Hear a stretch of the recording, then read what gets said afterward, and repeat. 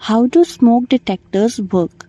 Ionization smoke detectors use a small amount of radioactive material like americium-241 to ionize air molecules. When smoke enters a detector, it disrupts the ionization process, triggering the atom. Nuclear decay, the process by which an unstable atomic nucleus loses energy by emitting radiation.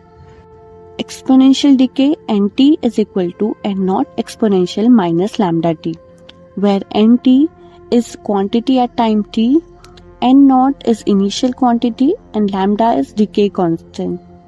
Half-life T-half, the time it takes for half of a radioactive substance to decay. T-half is equal to ln 2 upon lambda.